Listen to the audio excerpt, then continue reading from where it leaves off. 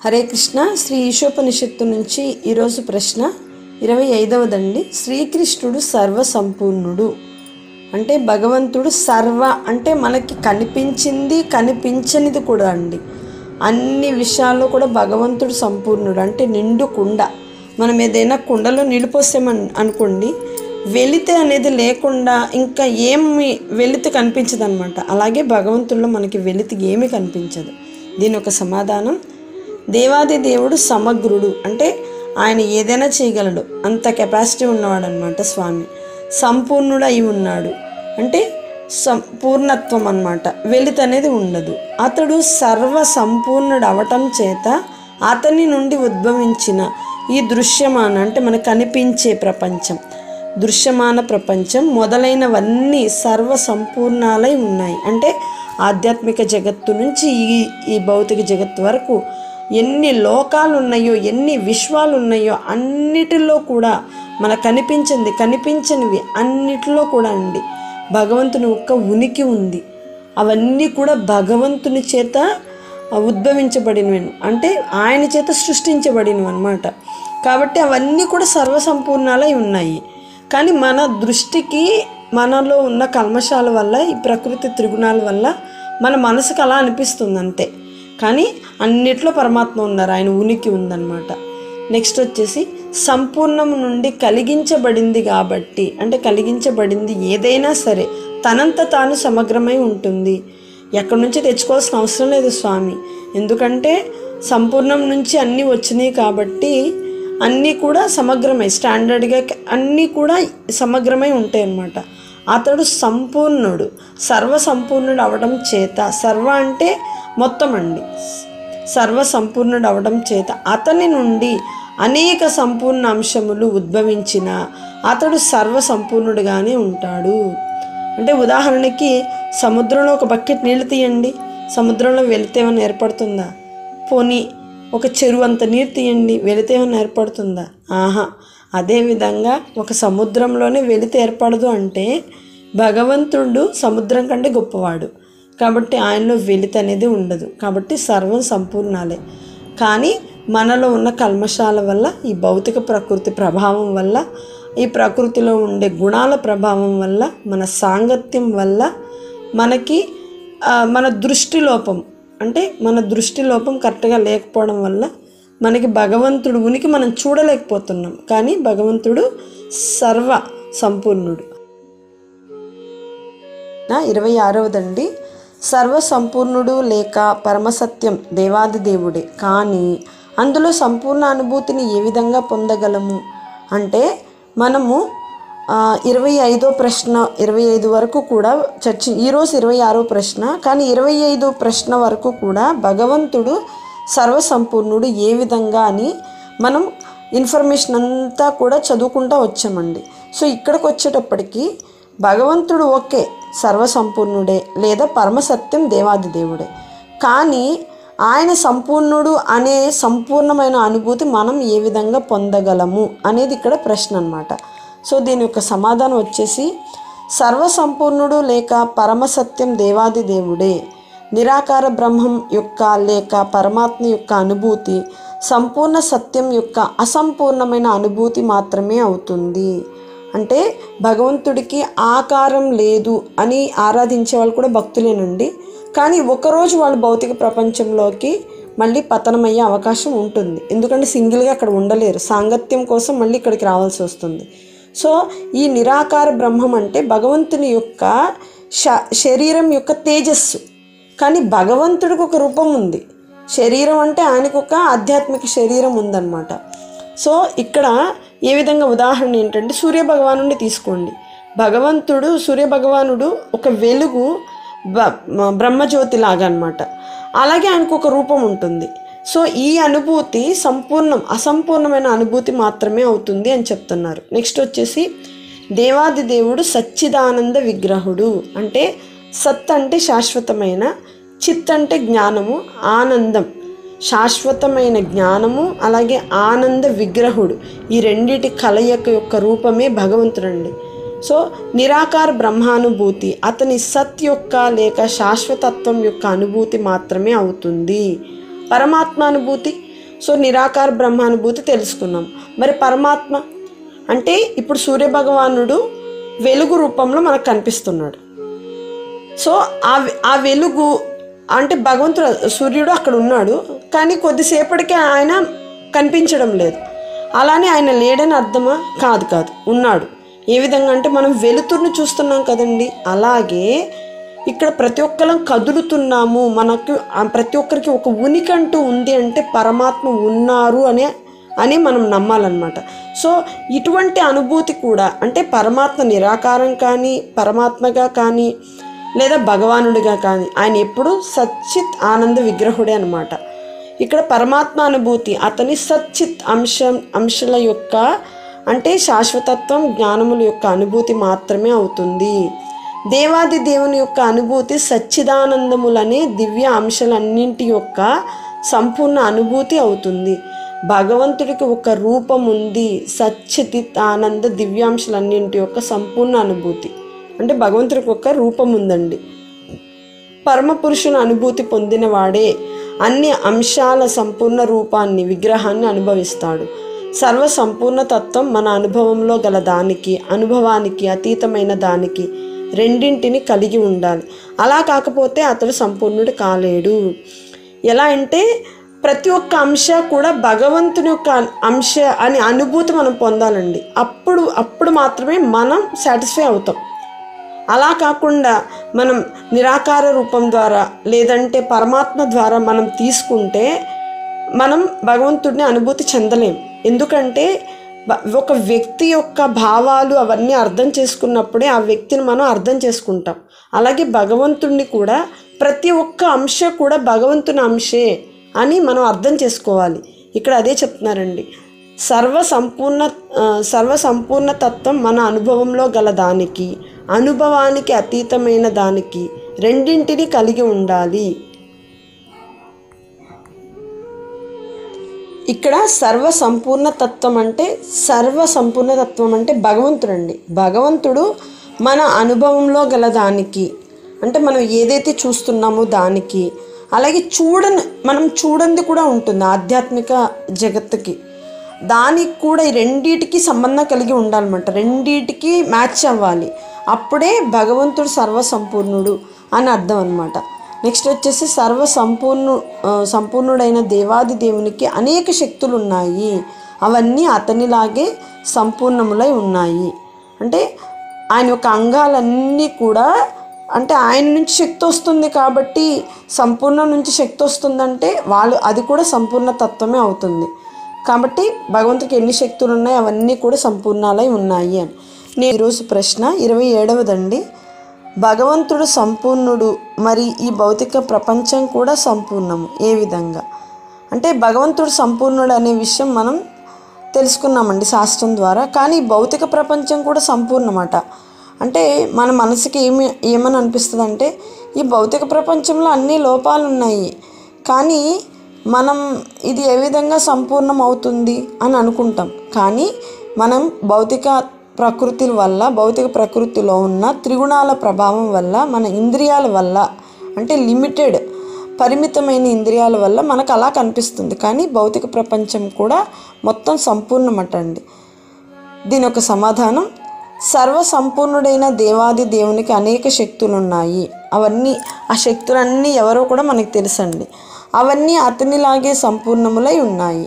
భగవంతుడిలాగే ఆయన యొక్క అంగాలు ఎవరైతే దేవతలు ఉన్నారో వాళ్ళందరూ కూడా భగవంతుని లాగానే సంపూర్ణాలై ఉన్నాయన్నమాట. ఈ విధంగా మనకు కనిపించే ఈ భౌతిక ప్రపంచం కూడా తనంత తాను సంపూర్ణమే. మనం ఏదైతే భౌతిక ప్రపంచాన్ని చూస్తున్నామో అదంతా కూడా సంపూర్ణమే. ఈ భౌతిక ప్రపంచానికి తాత్కాలిక వ్యక్తీకరణములై, తాత్కాలిక అంటే టెంపరీగా కనిపిస్తున్నాయి ఇవన్నీ కూడా. వ్యక్తీకరణం అంటే కనిపించడం. 24 తత్వాలు ఈ విశ్వం యొక్క ఉనికిని, పోషణకు కావలసిన సర్వ వస్తువులను కలిగించే విధంగా ఉన్నాయి. అంటే విశ్వం అంటే మనకు తెలుసండి 14 లోకాలు. మనము భూమి మధ్యలో ఉన్నాం అన్నమాట. అయితే ఇక్కడ 24 తత్వాలు ఏంటంటే మనందరికీ తెలుసు కర్మేంద్రియాలు 5, జ్ఞానేంద్రియాలు 5, అలాగే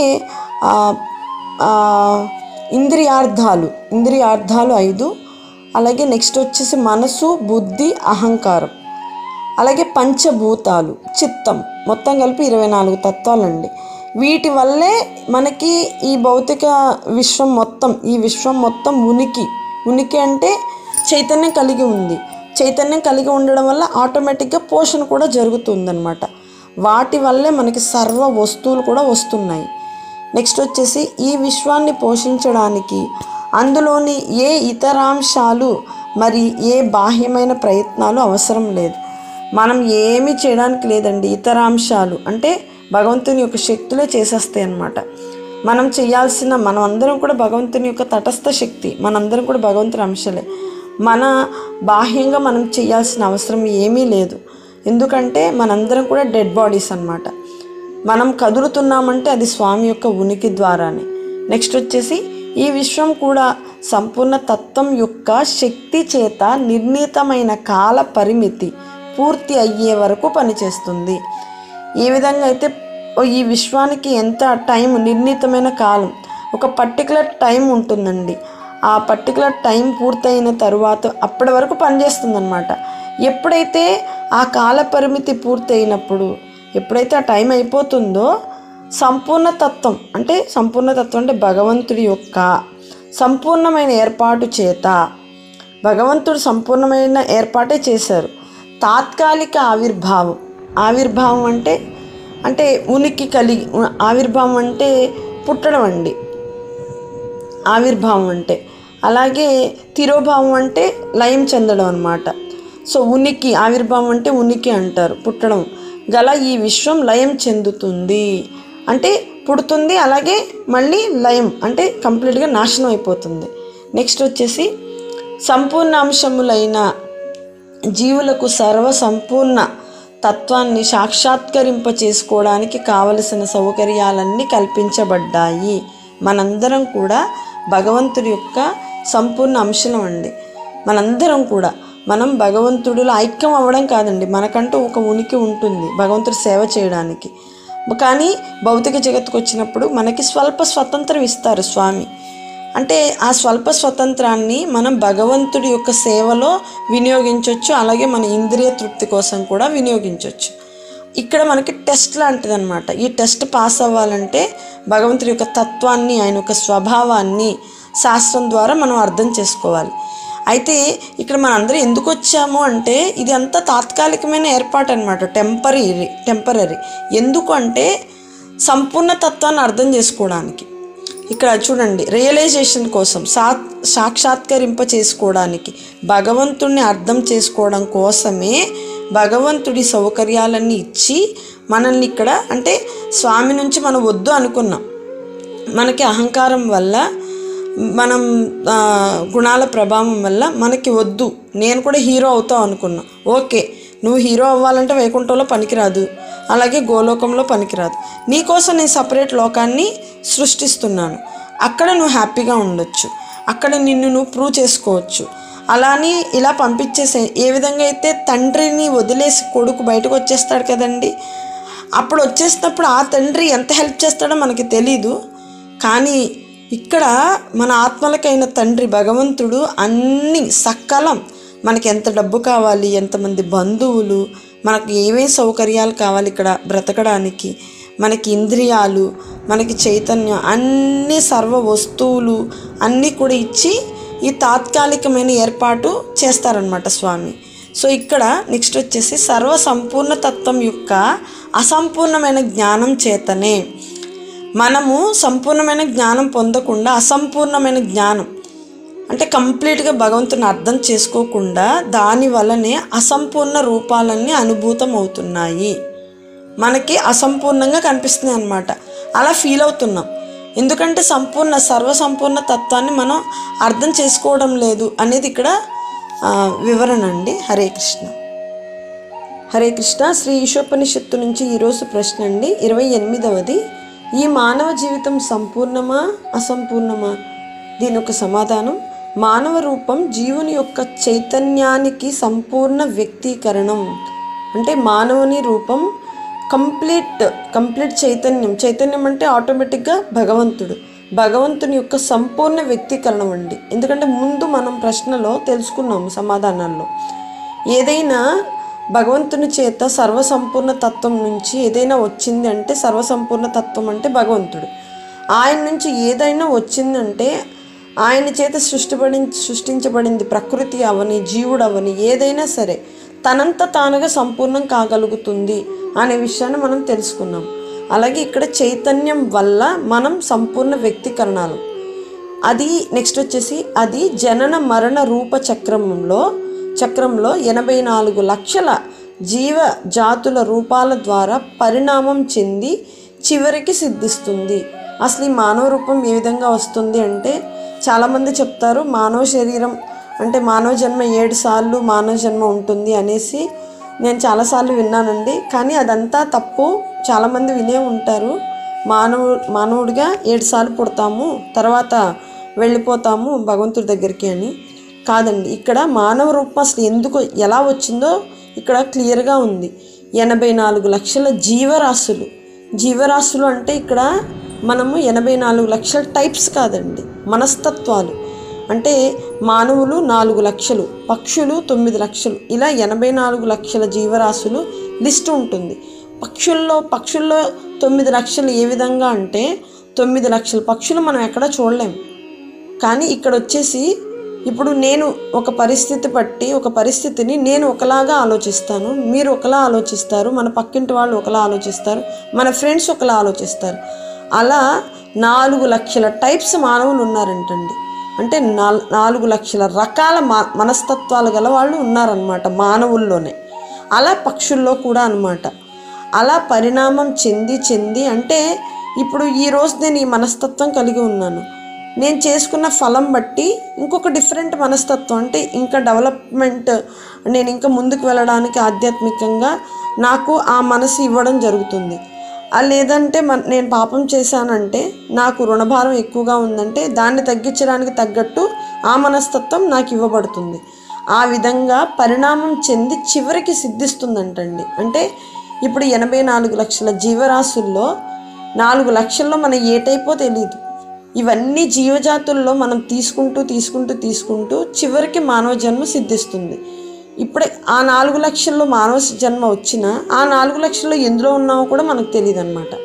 నెక్స్ట్ వచ్చేసి జీవుడు సంపూర్ణమైన చైతన్య సంపన్నమైన మానవ జీవితంలోని తన సంపూర్ణత్వంలో సర్వ సంపూర్ణత్వాన్ని అనుభవించలేకపోతే సర్వ సంపూర్ణత్వ అనుభూతిని పొందే అవకాశాన్ని కోల్పోయి ప్రకృతి శాసనం చేత తిరిగి జనన మరణ రూప చక్రంలోని నెట్టివేయబడతారు. ఇది చూడండి, దీన్ని అర్థం చేసుకోవడం చాలా కష్టం. జీవుడు సంపూర్ణమైన చైతన్య అంటే జీవునికి నిజమైన సంపన్నమైన అంటే నిజమైన ఆస్తి ఏది అంటే చైతన్యం కలిగి ఉండడమే నిజమైన ఆస్తి అండి. ఇక్కడ నెక్స్ట్ మానవ జీవితంలో అంటే మన మనుగడలో మనం మానవ శరీరం తీసుకున్నాం కాబట్టి మన మానవ జీవితంలో తన సంపూర్ణత్వంలో అంటే సంపూర్ణత్వం అంటే జీవుని యొక్క స్వభావం అన్నమాట. అంటే సంపూర్ణత్వం, సర్వ సంపూర్ణత్వాన్ని అనుభవించలేకపోతే ఇక్కడ సర్వ సంపూర్ణత్వం అంటే భగవంతుడు జీవుడు భగవంతుణ్ణి అనుభవించలేకపోతే అంటే ఆయన ఉన్నాడు అనే అనుభవం కనుక మనకి కలగకపోతే సర్వ సంపూర్ణత్వ అనుభూతిని పొందే అవకాశాన్ని కోల్పోయి అంటే ఆ సర్వ సంపూర్ణత్వ అనుభూతి ఏదైతే ఉందో భగవంతుని పొందే అవకాశాన్ని మనం కోల్పోతాం. ఎందుకంటే ఈ చైతన్యం ద్వారా మనం భగవంతుని అర్థం చేసుకోవాలి. అలా గనక లేకపోతే ఆ అనుభూతి అవి కలిగే ఫీలింగు మనం మానవ శరీరం తీసుకున్నప్పటికీ దుర్వినియోగం చేసినట్లే అనమాట. అలా ఎవరైతే చేస్తారో ఆ అవకాశాన్ని కోల్పోయి ప్రకృతి శాసిస్తుంది. ఇప్పుడు ఉదాహరణకి మనకి ముక్కు మొహం తెలియని వాళ్ళ ఇంటికి ఏదో పని కోసం వెళ్ళాం, సంథింగ్ ఏదో అవసరం వచ్చి వెళ్ళవలసి వచ్చింది. అక్కడ ఒక 2-3 అవర్స్ అక్కడే ఉండవలసి వచ్చింది. అక్కడ ఎవరో తెలీదు, ఎవరితోనూ రిలేషన్ లేదు, వాళ్ళు పెట్టింది తినాలి, వాళ్ళు ఎక్కడ కూర్చోమంటే అక్కడ కూర్చోవాలి. ఎంత ఇబ్బంది పడిపోతామో ఆ కొద్దిసేపే. కానీ ఇక్కడ మనం హ్యాపీగా ఉంటున్నామంటే అది కూడా భగవంతుడి కరుణేనండి. ఎందుకంటే ఆ ఇబ్బంది కనుక మనకి కలిగితే అయ్యో నా నుంచి దూరంగా వెళ్ళిపోయాడు, కానీ నా పుత్రుడు అక్కడ కూడా హ్యాపీగా ఉండాలి, నన్ను అర్థం చేసుకుంటే హ్యాపీగా ఉండాలి. ఆయన అర్థం చేసుకోకుండా కూడా హ్యాపీగా ఉన్నామని మనం అనుకుంటున్నాం, అది భ్రమ. అది మళ్ళీ రుణభారాన్ని పెంచేస్తుందనే విషయం మనకు తెలియదు. శాస్త్రం పట్టుకునే అంతవరకు మనకి భగవంతుడి యొక్క తత్వం కానీ మనం ఏంటి అనే విషయాన్ని మనం అర్థం చేసుకోలేమండి. ఎవరైతే తత్వం అర్థం అవుతుందో వాళ్ళకి ఖచ్చితంగా తెలుస్తుంది, ఈ ప్రకృతి శాసనం చేత మనం జనన మరణ రూపచక్రంలో నెట్టివేయబడతాము అని. ఏదైనా సీరియస్ సిచ్యువేషన్, బ్యాడ్ సిచ్యువేషన్ వచ్చినప్పుడు ఖచ్చితంగా మనకి అనుభవంలోకి వస్తుందండి. నేనెవరు, ఎక్కడి నుంచి వచ్చాను, భగవంతుడు ఎవరు, ఎందుకు భగవంతుడిని మనం పూజించాలి, అసలు నాకు మూలం ఎవరు, నేను ఎవరిని ఆరాధించాలి, ఎవరిని ఆరాధిస్తే నేను నిజంగా హ్యాపీగా ఉంటాను, వీళ్ళందరూ కూడా అప్పుడు తెలుస్తుంది మనకి వాస్తవం ఏమిటి. మన చుట్టుపక్కల ఉన్న వాళ్ళ మనోభావాలు బట్టి మనకి తత్వం బాగా అర్థమవుతుంది ప్రాక్టికల్గా. అప్పుడు ఖచ్చితంగా గ్రంథం తీస్తాం. అంత పరిస్థితి తెచ్చుకునే కంటే నెమ్మదిగా ప్రభుపాదుల యొక్క గ్రంథాలు మనం చదువుతూ వాటిని అర్థం చేసుకుంటూ ఉంటే ఏదైనా బ్యాడ్ సిచ్యువేషన్ వచ్చినా సరే స్టాండర్డ్గా మన మనసుని, మన ఆత్మ, సెల్ఫ్ కాన్ఫిడెన్స్, అలాగే మనోధైర్యాన్ని కోల్పోకుండా మనం ఆ సమయంలో కూడా చాలా దృఢంగా ఉండడానికి ప్రభుపాదుల యొక్క పుస్తకాలు చాలా హెల్ప్ అవుతాయండి. అందుకే ఇక్కడ చూసారా, సంపూర్ణ తత్వంలో అనుబంధం ఏర్పరచుకోకుండా జీవుడు ఇంద్రియ సుఖాలను అనుభవించలేడు. ఇక్కడ ఇంద్రియ సుఖాలు, ఇంద్రియ తృప్తి అని చెప్పుకుంటూ వచ్చాం. మనం 2 ఇంద్రియ సుఖాలు ఉంటాయండి, ఇంద్రియ తృప్తులు 2 ఉంటాయి. భౌతికంగా నేను నాది అనే ఫీలింగ్తో ఇంద్రియాలని వినియోగించుకుంటా వెళ్ళేది ఒక మార్గం. ఇంకొకటి, నేను భగవంతుని యొక్క అంశని, ఇది నా బాధ్యత, అంటే ఒక ఆత్మగా నేను భగవంతుని యొక్క బిడ్డగా, అంటే భగవంతుని యొక్క అంశగా ప్రతి ఒక్కరూ నా కుటుంబం, వీళ్ళందరినీ నేను చూసుకోవాలి అని ఫీల్ అయ్యి వాళ్ళు కూడా ఇంద్రియాల్లో సుఖాన్ని అనుభవిస్తారు. అంటే ఇప్పుడు మనసే ఉందండి, ఫీలింగ్, థింకింగ్, విల్లింగ్, అది దేనికైనా ఫీల్ అవుతుంది, సుఖమైనా ఫీల్ అవుతుంది, దుఃఖమైనా ఫీల్ అవుతుంది. ఫీల్ అవ్వడం అనేది దాని లక్షణం. ఇప్పుడు మనం భగవంతుడికి ఏదైనా నివేదన చేసినప్పుడు, పుష్పాభిషేకం చేసినప్పుడు, లేకపోతే పాలాభిషేకం చేసినప్పుడు, భగవంతుడికి ఏదైనా ప్రేమతో నివేదన చేసినప్పుడు, ఏదైనా భగవంతుడికి నైవేద్యం చేసినప్పుడు, చేసేటప్పుడు ఫీలింగ్ ఎంతో బాగుంటుంది. చేసిన తర్వాత భగవంతుడికి అర్పించిన తర్వాత ఇచ్చేటప్పుడు బాగుంటుంది. అది మళ్ళీ తీసుకున్న తర్వాత కూడా మనలో హ్యాపీనెస్ ఉంటుంది. అలా అవి కూడా ఇంద్రియ సుఖాలు, కానీ ఆధ్యాత్మికంగా వాటిని అనుభవిస్తున్నాం. ఇక్కడ అదే చెప్తున్నారు, సంపూర్ణ తత్వంలో అనుబంధం ఏర్పరచుకోకుండా జీవుడు ఇంద్రియ సుఖాలను అనుభవించలేడు. సంపూర్ణ తత్వం అంటే జీవాత్మ, అంటే భగవంతుని యొక్క చైతన్యం సంపూర్ణ తత్వం అండి. ఆ చైతన్యం కృష్ణకి కనెక్టెడ్ లేదా, ఆ చైతన్యం, ఆ వచ్చే శక్తి, ఆ వచ్చే కరెంటు, ఆ పవర్ ఏదైతే ఉందో అది కృష్ణకి సంబంధించినట్లు వాడకపోతే అది మళ్ళీ ఇంద్రియ తృప్తి అవుతుంది. నెక్స్ట్ వచ్చి, సంపూర్ణ తత్వానికి సేవ చేయడం వల్లనే మానవ జీవితంలోని సంపూర్ణతను మనము సాధించగలుగుతాము. సంపూర్ణ తత్వానికి సంపూర్ణ తత్వం అంటే భగవంతుడు అన్నమాట. సర్వసంపూర్ణ తత్వం అంటే కూడా భగవంతుడు. ఇక్కడ సంపూర్ణ తత్వానికంటే మన సోల్ అంటే మనం ఉద్ధరించుకోవాలి. దానికి సేవ చేయడం అంటే మనం బుద్ధి ద్వారా మనకిచ్చిన చైతన్యాన్ని, ఇంటెలిజెన్స్ పవర్ తోటి మనం ఈ జీవితాన్ని సంపూర్ణం చేసుకోవడానికి వాడాలన్నమాట. సేవ చెయ్యాలి అంటే ఏ విధంగా అంటే, ఇప్పుడు ఇంద్రియాలు మనస్సుని అనుసరించాలి, సేవ చేయాలి. మనస్సు బుద్ధిని అనుసరించాలి. అయితే ఈ బుద్ధి బలం ఎలా వస్తుందంటే చైతన్యం ద్వారా వస్తుంది. అలా మనందరం కూడా లోపల సేవ చేసుకుంటూ ఉంటాం. ఇప్పుడు పొట్ట ఫుడ్ తీసుకుంటుంది, కానీ దీనికి ఏం సేవ చేయాల్సిన అవసరం లేదు, వేస్తూ ఉంటే సరిపోతుంది. కానీ దానికోసం చేతులు కష్టపడాలి, కాళ్ళు కష్టపడాలి, నోరు నమలాలి. ఇదంతా కూడా బాడీ మొత్తానికి సేవ చేస్తున్నట్లే కదా. అలాగే సంపూర్ణ తత్వం అంటే జ్ఞానం అండి. సేవ చేయడం వల్లనే మానవ జీవితంలో సంపూర్ణతను మనం సాధించగలుగుతాం. ఈ ప్రపంచంలోని సేవలన్నీ కూడా, ఏ సేవ అయినా తీసుకోండి, సాంఘిక సోషల్ యాక్టివిటీ, సాంఘిక, రాజకీయ, పొలిటికల్, జాతి నేషనల్, అంతర్జాతీయ ఇంటర్నేషనల్, గ్రహాంతర అంటే వేరే గ్రహాలకి వెళ్తాం కదండి. ఇవన్నీ కూడా చాలామంది కార్యాలు పొలిటికల్ వాళ్ళు కానీ ఏదైనా సరే నేషనల్ కానీ ఇంటర్నేషనల్ లెవెల్లో కానీ ఏవైతే సేవలు చేస్తున్నారో వాళ్ళందరూ కూడా సంబంధ సేవలు ఏవైనా సర్వ సంపూర్ణ తత్వంలో అనుబంధం కలిగి ఉండకపోతే అవి అసంపూర్ణంగానే ఉండిపోతాయి. ఇక్కడ మళ్ళీ సర్వ సంపూర్ణ తత్వం అంటే భగవంతుడండి. సర్వ సంపూర్ణ తత్వం భగవంతుడు. ఆయనతో కనుక లింకప్ లేకపోతే ఈ యాక్టివిటీస్ ఏవైతే ఉన్నాయో అది మేబీ సోషల్ యాక్టివిటీస్ అవ్వచ్చు, పొలిటికల్ అవ్వచ్చు, ఏదైనా అవ్వచ్చు. ఇక్కడ ఆల్రెడీ చెప్పారు వేరే వేరే గ్రహాలకు కూడా వెళ్ళిపోతున్నారు. దానివల్ల వెళ్ళి ఏం సాధిస్తారు? అక్కడ ఏమీ లేదు, డబ్బులు వృధా. ప్రభుపాదులు చెప్తారు అసలు అక్కడికి వెళ్ళడం అనేది వేస్ట్ అని. మనందరికీ ఆ వీడియో కూడా ఉంటుందండి. సో ఇక్కడ ఉండకపోతే అవి అసంపూర్ణంగానే ఉండిపోతాయి. సర్వ సంపూర్ణ తత్వంలో బంధం ఉంటేనే అంటే భగవంతుని యొక్క జ్ఞానంతో ఆయనతో రిలేషన్ ఉంటేనే దానితో కూడి ఉన్న అంశ కూడా తనంత తాను సంపూర్ణం కాగలుగుతుంది. భగవంతుడితో లింకప్ అయి ఉంటేనే ఆత్మ కూడా సాటిస్ఫై అవుతుందండి. 29వదండి, జీవుడు మాయలో ఏ విధంగా పడిపోతున్నాడు, దేని గురించి తెలుసుకుంటే జీవుడు సంపూర్ణుడు కాగలుగుతాడు అంటే మనం మోహంలో ఏ విధంగా పడిపోతున్నాము, నెక్స్ట్ దేనిని తెలుసుకోవడం వల్ల మన జీవితం సంపూర్ణం అవుతుంది అంటే సంపూర్ణుడు కాగలుగుతాడు అనేది ప్రశ్న అండి. ఇక్కడ సమాధానం వచ్చేసి మన పోషణకు, ఇక్కడ పోషణ వచ్చేసి దేహాత్మ పోషణ అండి. అంటే ప్రకృతిలో ఏదైతే వస్తుందో అవి దేహము ఆత్మ రెండు పోషణ కోసం భగవంతుడు ప్రకృతి చేత ఇస్తున్నాడు అనమాట.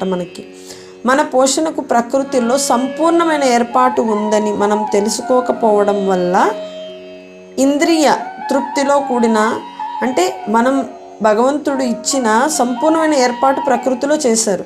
ఆ విషయం మనం తెలుసుకోకపోవడం వల్లే ఇంద్రియ తృప్తిలో కూడిన సంపూర్ణ జీవితం, మనం ఇంద్రియ తృప్తి ఏదైతే ఉందో అదే సంపూర్ణ జీవితం అనుకునే దానిని సాధించడానికి ప్రకృతి వనరులని ఉపయోగించుకోవడం చూస్తాము.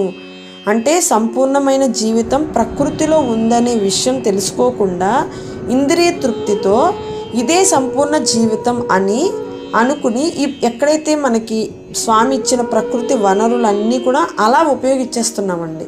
కానీ ఇక్కడ సంపూర్ణ తత్వంలో అనుబంధం ఏర్పరచుకోకుండా జీవుడు ఇంద్రియ సుఖాలను అనుభవించలేడు.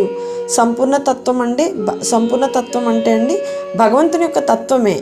అది మనం మన సోల్కి ఇవ్వాలి, మనం బుద్ధికి ఇవ్వాలన్నమాట. సంపూర్ణ తత్వం అంటే జ్ఞానం అన్నమాట. సంపూర్ణం అంటే కంప్లీట్ భగవంతుని యొక్క తత్వం అన్నమాట. ఆయనతో అనుబంధం ఏర్పరచుకోవాలి. అప్పుడు మాత్రమే ఇంద్రియ సుఖాలను ఇంద్రియాల సుఖాలను అనుభవిస్తాము. ఇంద్రియ సుఖాలని మెటీరియల్గా కూడా అనుభవించవచ్చండి, అలాగే స్పిరిచువల్గా కూడా అనుభవించవచ్చు. సో ఇక్కడ నెక్స్ట్ వచ్చేసి అందుచేత మనలను తప్పుద్రోవ పట్టించే ఇంద్రియానుభవ జీవితం మాయ అని పరిగణిస్తున్నారు. మనం ఏదైనా కార్యం చేస్తున్నప్పుడు దాంట్లో మనం పొంగిపోవడం, దుఃఖించడం, ఈ ద్వంద్వాలకి గురైపోతున్నాము అంటే భగవంతుడి యొక్క అవగాహన, భగవంతుడి యొక్క తత్వం మనకి అర్థం కాలేదనే మనం అర్థం చేసుకోవాలండి. ఇది మాయ అని మనం ఈజీగా ఐడెంటిఫై చేసుకోవాలి. అంటే పొంగిపోతున్నాం ఏదైనా వస్తుంది అని, ఇది కావాలి అది కావాలని మనసు ప్రేరణ చేస్తుంది, మాయలో పడిపోయినట్లే లెక్క అన్నమాట. ఇలా ప్రతిసారి మనం చెక్ చేసుకుంటూ ఉండాలి ప్రతి సిచ్యువేషన్ని. నేను ఒక ఆత్మని అని ఎప్పుడూ కూడా ఆ సిచ్యువేషన్కి వచ్చినప్పుడు మనం ఎవరు అనే విషయాన్ని దాని ద్వారా అర్థం చేసుకోవాలండి. నెక్స్ట్ వచ్చేసి సంపూర్ణ తత్వానికి సేవ చేయడం వల్లనే మానవ జీవితంలోని సంపూర్ణతను మనము సాధించగలుగుతాము. సంపూర్ణ తత్వం అంటే భగవంతుడి యొక్క తత్వమేనండి. దానికి సేవ చేయడం వల్ల అంటే ఆత్మ పరమాత్మ రెండు ఒకటేనా అని కాదండి. ఆత్మ వచ్చేసి అణువు, అలాగే భగవంతుడు వచ్చేసి విభువు. మనం అర్థం చేసుకోకపోతే భగవంతుడిని అర్థం చేసుకోలేం. ఎప్పుడైతే నేను ఎవరనేది తెలుసుకుంటే ఆ నేను అనేది ఎక్కడి నుంచి వస్తుంది, ఈ నేను ఎక్కడి నుంచి వస్తున్నాను అంటే నాకు సోర్స్ ఎవరు అని ఆలోచిస్తాం అన్నమాట. ఎందుకంటే నేను ఒక ఆత్మని అని తెలుసుకోవడంలోనే భగవంతుడి యొక్క తత్వం ఉందండి. అక్కడే మనం భగవంతుడిని అర్థం చేసుకుంటాం అన్నమాట. ఇక్కడ అదే చెప్పారు, మానవ జీవితంలో తత్వానికి సేవ చేయడం వల్లనే మానవ జీవితంలో సంపూర్ణత మనం సాధించగలుగుతాం. సర్వ సంపూర్ణ తత్వం అంటే భగవంతుడితో, తత్వంలో బంధం ఉంటేనే దానితో కూడి ఉన్న అంశ కూడా తనంత తాను సంపూర్ణం కాగలుగుతుంది. అంటే దీన్ని ఎలా అర్థం చేసుకోవాలంటే, ఏదైనా సిచ్యువేషన్ వస్తే దాన్ని కృష్ణతో, భగవంతుడితో రిలేటెడ్గా చూడాలి. ఏదైనా సమస్య వచ్చింది, ఎక్కడి నుంచి వచ్చింది, ఇట్టే ఊడిపడిపోలేదు, వెనకాల ఏదో సర్వకారణ కారకుడు ఉన్నాడు స్వామి, ఆయన నుంచి వస్తుంది, ఆయన ఇవ్వబట్టే వస్తుంది. అంటే ఆయన ఇచ్చేస్తున్నాడు అంటే ఇక్కడ భగవంతుడు ఇస్తున్నాడని కాదండి. ఇక్కడ మనకి వచ్చే ప్రతి కష్టం కూడా, ప్రతి ఒక్క సుఖం కూడా ఏదైనా సరే భగవంతుడి నుంచే వస్తాయండి. అంటే మళ్ళీ అక్కడ ఏం అర్థం చేసుకోవాలంటే, భగవంతుడి నుంచి వస్తున్నాయి అంటే అది మన కర్మానుసారమే. ఇప్పుడు తల్లిదండ్రులు పిల్లలకి ఎంత అవసరమో అంతే ఇస్తారు. ఒక డబ్బులు కానీ, ఒక ఐటెం కానీ, ఏదైనా సరే వాళ్ళకి ఎంతవరకు అవసరమో అంతవరకు ఇస్తారనమాట.